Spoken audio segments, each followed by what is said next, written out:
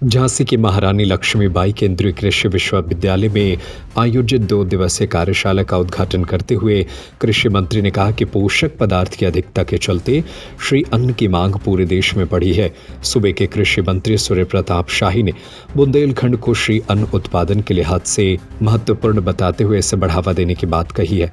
शनिवार को महारानी लक्ष्मीबाई केंद्रीय कृषि विश्वविद्यालय में आयोजित 2 दिवसीय कार्यशाला का उद्घाटन करते हुए कृषि मंत्री ने कहा कि पोषक पदार्थ की अधिकता के चलते श्री अन्न की मांग पूरे देश में बढ़ी है। केंद्र सरकार के साथ साथ प्रदेश सरकार भी श्री अन्न के उत्पादन को बढ़ावा देने के लिए किसानों को प्रोत्साहित कर रही है।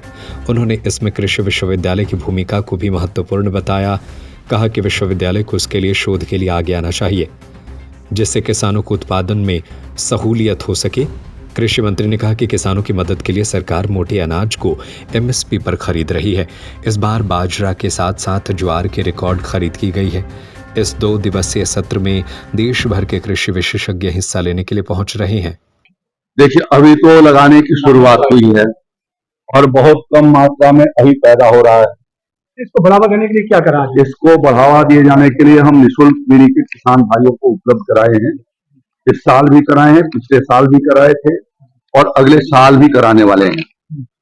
अब उनके जो श्री अन्न की पैदावार है उनका हॉलिंग हो सके, मिलिंग हो सके और साथ साथ में उसके प्रोडक्ट तैयार हो सके, इसके लिए बुंदेलखंड के सभी 7 कृषि विज्ञान केंद्रों को हमने 95 लाख रुपए की परियोजना स्वीकृत किया है, जिसके माध्यम से उनके यहाँ प्रसंस्करण इकाइयां लगाई जाएंगी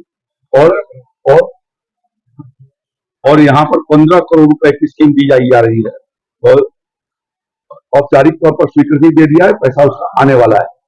तो जिसके माध्यम से किसान भाइयों के द्वारा पैदा हुए सामान को यहाँ पर प्रोसेस करके और वैल्यू एडिशन किया जा सकेगा और उस समय यह सुविधा हो जाएगी किसान को कि यहाँ पर भी आकर के एमएसपी के रेट से वो दे सकता है या वैल्यू एडिशन से ज्यादा मात्रा में यदि शुरू हो गया तो उसको फायदा उससे हो सकता है। तो ये प्रयास यहाँ पर भी और कुछ एफपीओ जो डेडिकेटेड एफपीओ है सीएन के ऊपर, उनको भी उस योजना के भीतर शामिल किया है, जिनको हम 45 लाख रुपया दे रहे हैं। अपने 3 और कृषि विश्वविद्यालयों को,